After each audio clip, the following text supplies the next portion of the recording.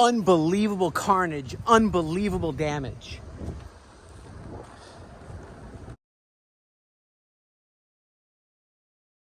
May God judge them.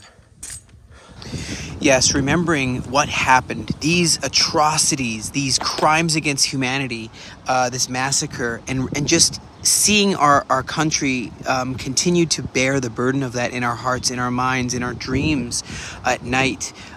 For many, they need a lot of trauma counseling and to deal with the PTSD, the post-traumatic stress disorder. And I think of those who've been in the tunnels, like Sapir Cohen. She was held captive by Hamas for 55 days in Gaza after being abducted from kibbutz Nir Oz on October 7th, 2023.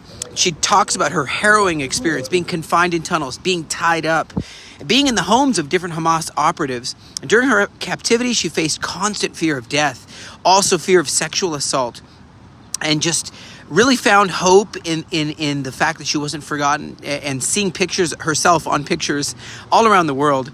And she talks about how she actually encountered Yahya Sinwar, the Hamas leader, the general, without realizing it was even him at the time, in a dark tunnel.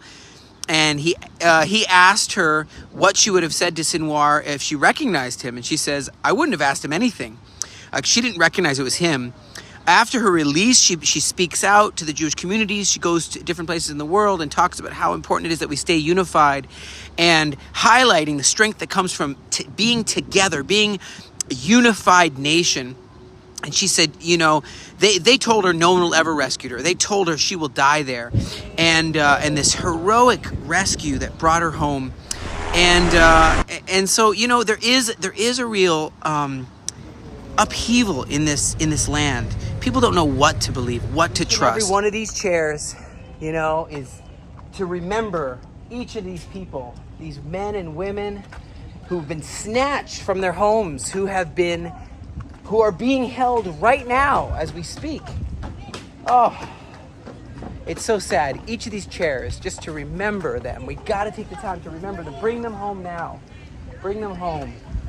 Will the political sphere help us? Do they have our best in mind? Will the military sphere be able to solve this?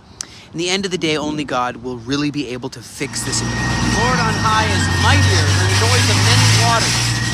Yes, than the mighty waves of the sea. That's Psalms 93 verse 4. Deuteronomy 31 says, be strong and courageous. Don't be afraid of them, for the Lord your God goes with you. He'll never leave you nor forsake you. The promise in Genesis 12 verse 7 isn't from the river to the sea, it's from the river to the sea. To your descendants I have given this land from the river Egypt, that's the Nile, as far as the river Euphrates, all the way towards the Mediterranean Sea. That's the promise given, irrevocable, the whole land of Canaan, as an everlasting possession to you and your descendants after you. God repeats the promise later to Isaac, Genesis 26, and also to Jacob, Genesis 28. And Jacob's name is Israel. Isn't that great to know?